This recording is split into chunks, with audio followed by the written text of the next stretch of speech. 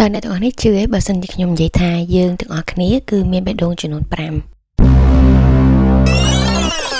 សួស្តីអ្នកទាំងអស់គ្នាខ្ញុំឈ្មោះ Sigma Welcome to Basic Human Talk បើសិនជាអ្នកទាំងអស់គ្នាដែលបានអានសៀវភៅមួយដែលមានចំណងជើងថា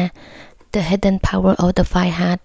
ហើយទៅសេដោយអ្នកស្រី Kimberly Snyder ទេអ្នកទាំងអស់គ្នា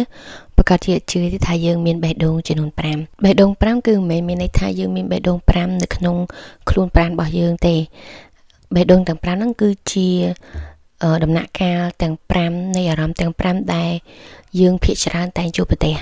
នៅក្នុងសៀវភៅនេះគឺបានសរសេរពីដំណាក់កាលទាំង5នៃបេះដូងរបស់យើងដែល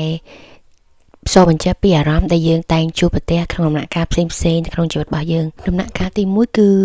The Dark Heart ដំណាក់កាលទី2គឺ Propel Heart ដំណាក់កាលទី3គឺ Steady Heart ដំណាក់កាលទី4គឺ Devote Heart ហើយដំណាក់កាលចុងក្រោយគឺជាដំណាក់កាលដែលមានឈ្មោះថា The Clear Heart ហើយគ្រប់ដំណាក់កាលទាំង5ហ្នឹងគឺជាការបញ្ជាក់ពីដំណើរនៃការព្យាបាលសុខភាពផ្លូវចិត្តរបស់យើងតាមដំណាក់កាលនីមួយៗហើយខ្ញុំនឹងអត់និយាយពីដំណាក់កាលទាំង5ហ្នឹងក្នុងវីដេអូមួយទេខ្ញុំនឹងនិយាយពីដំណាក់កាលនីមួយៗនៅក្នុងវីដេអូមួយផ្សេងៗគ្នាដើម្បីឲ្យយើងទាំងអស់គ្នាយល់បានច្រើននិងយល់បានច្បាស់ថាដំណាក់កាលនីមួយៗនេះវាមានន័យថាម៉េចក្នុងវីដេអូនេះខ្ញុំនឹងលើកអំពីដំណាក់កាល The Dark Heart មកជជែកគ្នាជាមួយអ្នកទាំងអស់គ្នាហើយដំណាក់កាល The Dark Heart នេះបើនិយាយឲ្យស្រួលស្ដាប់ទៅគឺជាដំណាក់កាលមួយដែលខួរក្បាលនិងបេះដូងវាអត់ស៊ីចង្វាក់គ្នាហើយវាអត់ communicate មួយគ្នាគឺ lost connection រវាងបេះដូងហើយនិងខួរក្បាលប្រៀបធៀបដូចយើងដើរហើយមានកណាត់ចងភ្នែកយើងអញ្ចឹងហើយដំណាក់កាលនេះគឺជាដំណាក់កាលដែលយើងមានអារម្មណ៍ថាយើងធ្វើអីទាំងអស់ត្រឹមត្រូវហើយយើងព្យាយាមអស់លទ្ធភាពហើយយើងដឹងថារឿងដែលយើងធ្វើហើយនឹងការខិតខំប្រឹងប្រែងរបស់យើងទាំងប្រហែលគឺយើងប្រឹងអស់លទ្ធភាពហើយប៉ុន្តែវាហាក់ដូចជាអត់ clicking ហើយមានអារម្មណ៍ថាយើងអត់មានសន្តិភាពផ្លូវចិត្តសោះទោះបីជាដឹងថាយើងធ្វើរឿងទាំងអស់ហ្នឹងជារឿងដែលត្រឹមត្រូវក៏ដោយហើយនៅក្នុងដំណាក់កាលនេះដែរគឺវាដូចថាយើង force positive thinking មានន័យថាយើងយល់ថាអាការគិត positive ហ្នឹងវាជួយឲ្យយើងមានសុខភាពផ្លូវចិត្តល្អហើយដំណាក់កាល The Dark Heart នេះដែរគឺអារម្មណ៍ដែលយើងតែងទទួលគឺមានអារម្មណ៍ថាយើង disconnect ជាមួយខ្លួនឯងមានអារម្មណ៍ថាយើង frustrate ច្រើនខឹងច្រើនហើយចង់តែ react ទៅអ្វីៗទាំងអស់ដែលកើតឡើងជុំវិញខ្លួនយើងដោយបញ្ញាប់ហើយអារម្មណ៍ fear ហើយនិង anxiety គឺ show up frequently នៅក្នុងដំណាក់កាលនេះគឺមានន័យថាទោះបីជារឿងនៅក្នុងជីវិតរបស់យើងបើយើងមើលដោយផ្នែកទទេគឺអីគឺរលូនតែប៉ុន្តែយើងនៅតែមានអារម្មណ៍មួយថាសុខចិត្តឬក៏មានអារម្មណ៍ថាយើងមានសន្តិភាពផ្លូវចិត្តណាទោះបីជាអីជុំវិញខ្លួនយើងគឺអត់មានអីខុសអត់មានអីថាឲ្យយើងត្រូវពិបាកចិត្តទេនៅពេលដែលយើងមើលនឹងផ្នែកទទេប៉ុន្តែយើងនៅតែមានអារម្មណ៍មួយថាយើងអត់សុខចិត្តហើយយើងមានអារម្មណ៍ថាយើងអត់ peace ខ្ញុំឧទាហរណ៍ដូចជាខួរក្បាលរបស់យើងគឺជាអ្នកបើកឡានហើយបេះដូងរបស់យើងគឺជា GPS នៅពេលដែលយើងជាអ្នកបើកឡានហើយបេះដូងយើងជាអ្នកកាន់ GPS ប៉ុន្តែ GPS ហ្នឹងវាអត់ switch on គឺយើងបើកឡានប៉ុន្តែយើងអត់ដឹងថាយើងទៅណាហើយយើងអត់ដឹងថាយើងនឹងទៅដល់កន្លែងណាទេមានន័យថាយើង move វិញប៉ុន្តែយើងអត់ដឹងថាទិសដៅយើងទៅខាងណាហ្នឹងគឺជាឧទាហរណ៍មួយដែលបញ្ជាក់ថាខួរក្បាលនិងបេះដូងហ្នឹងវាអត់បាន communicate ជាមួយគ្នាទេនៅពេលដែលយើងមានរឿងពិបាកចិត្តឬក៏យើងនៅក្នុងអារម្មណ៍មួយថាយើងអត់សប្បាយចិត្តណាហើយយើងទៅមើលវីដេអូ motivation វីដេអូទៅធ្វើរឿងផ្សេងទៀតហើយមានអ្នកឲ្យយោបល់ថាយើងគួរតែធ្វើកខកហើយយោបល់ហ្នឹងគឺជាសិតតែយោបល់ល្អហើយវីដេអូដែលយើងមើលហ្នឹងគឺសិតតែជាវីដេអូដែល motivate យើងហើយយើងដឹងថាវីដេអូហ្នឹងគឺជាវីដេអូល្អហើយអ្នកដែលឲ្យប្រឹក្សាយោបល់យើងគឺសិតតែជាអ្នកដែលមាន credibility ថាឲ្យ advice យើងបានអញ្ចឹងណាយើងដឹងយើងលឺអញ្ចឹងប៉ុន្តែនៅតែមានអារម្មណ៍មួយថាយើងអាចapply អីដែលយើងរៀនពីវីដេអូហើយនឹង advice ដែលគេឲ្យយើងហ្នឹងដើម្បីដោះស្រាយនឹងបញ្ហាដែលយើងមានហ្នឹងទេដោយសារអីដោយសារតែខួរក្បាលនិងបេះដូងយើង disconnect ហើយយើងនៅក្នុងអារម្មណ៍កាលមួយដែល dark heart មានន័យថាអីជុំវិញខ្លួនហ្នឹងគឺវាងឹតឈឹងហ្មង ហើយបើសិនជាយើងនិយាយក្នុងផ្នែកវិទ្យាសាស្ត្រគឺមាននឹងខួរក្បាលយើងមានផ្នែកមួយដែលមានឈ្មោះថា amygdala អានឹងខ្ញុំបែរជានិយាយខុសហើយនឹងពាក្យពេទ្យអានឹងអត់សូវចេះប៉ុន្តែផ្នែកមួយនៅក្នុងខួរក្បាលហ្នឹងគឺវាធៀបបានដូចជា trigger អញ្ចឹងគឺវានឹងទាញយករឿងដែលយើងពិបាកចិត្តពីមុនអារម្មណ៍ដែលយើងfear អីពីមុនឬក៏ past experience ហ្នឹងមកឲ្យយើងមាន emotion ហ្នឹងនៅក្នុងពេលឥឡូវទោះបីជារឿងហ្នឹងកើតឡើងពីមុនក៏ដោយគឺនៅពេលដែលយើងនៅក្នុងដំណាក់កាល dark heart ហ្នឹងគឺអាផ្នែកមួយនៅក្នុងខួរក្បាលយើងហ្នឹងគឺវាទាញអារម្មណ៍ទាំងអស់ហ្នឹងមកឲ្យយើងមានអារម្មណ៍ក្នុងពេលឥឡូវហ្នឹងភ្លាមៗហ្មងហើយនៅក្នុងសភៅនេះអ្នកស្រី Kimberly បាន offer ដំណោះស្រាយថាបើសិនជាយើងនៅក្នុងដំណាក់កាល dark heart ហ្នឹងគាត់មានដំណោះស្រាយនិងវិធីសាស្ត្រដើម្បីជួយសម្រួលឲ្យយើងកុំឲ្យអា negative thought ហ្នឹងវា take over គឺរឿងទី1ដែលយើងត្រូវធ្វើគឺយើងត្រូវ acknowledge ឬក៏aware ថាយើងនៅក្នុងដំណាក់កាលមួយដែល emotion របស់យើងគឺនៅក្នុង dark heart stage អញ្ចឹងទៅយើងទី1គឺយើងត្រូវទទួលដឹងថាយើងកំពុងតែនៅក្នុងដំណាក់កាលហ្នឹងនឹងគឺជារឿងសំខាន់បំផុតជាងគេហើយជារឿងទី1ដែលយើងត្រូវធ្វើនៅពេលដែលយើងមានអារម្មណ៍ទាំងអស់ហ្នឹងគឺជាដូចជាខ្លួនប្រាប់ឲ្យយើងឲ្យសញ្ញាទៅយើងថា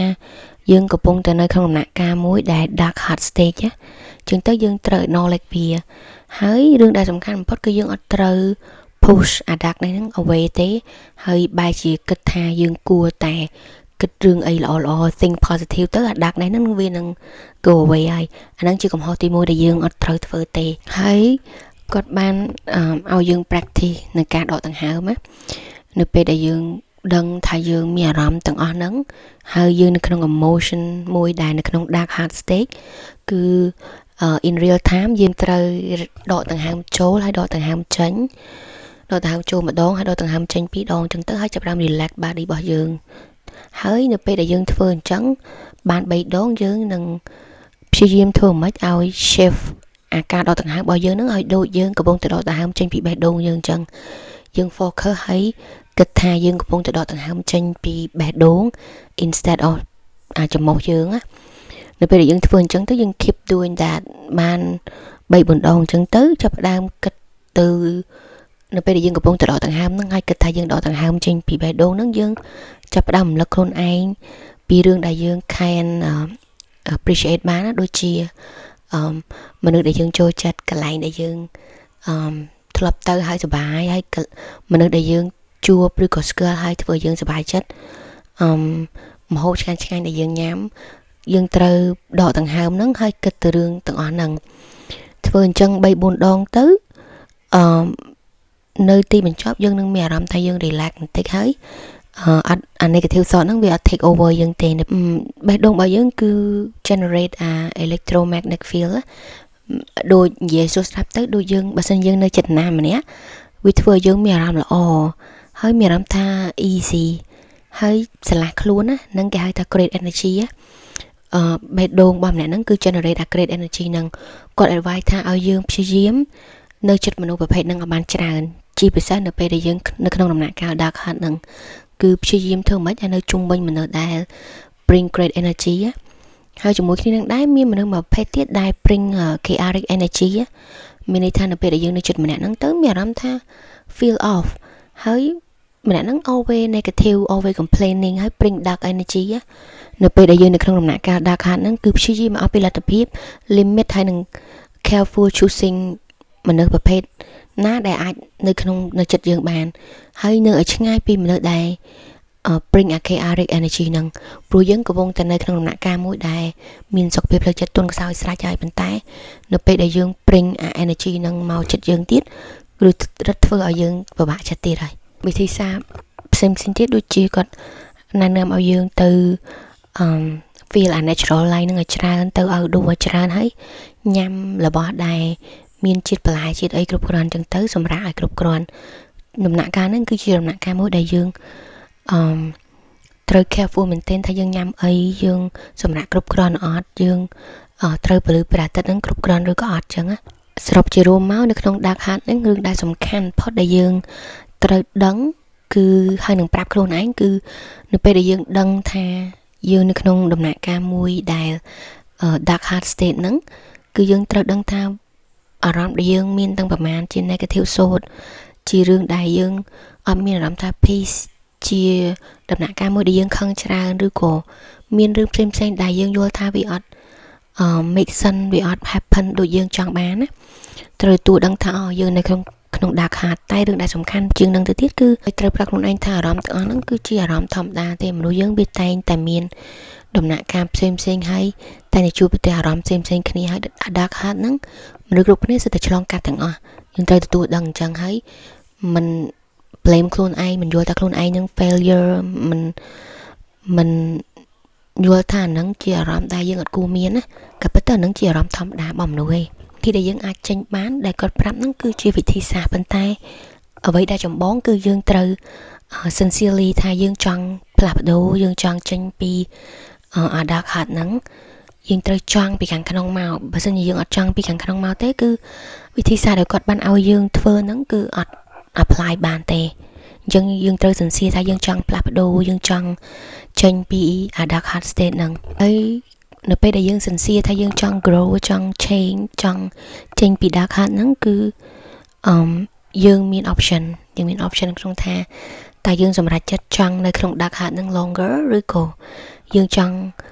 ធ្វើអីផ្សេងទៀតដើម្បី move through past dark heart ហ្នឹងហើយនៅពេលដែលយើងសន្យាហើយចង់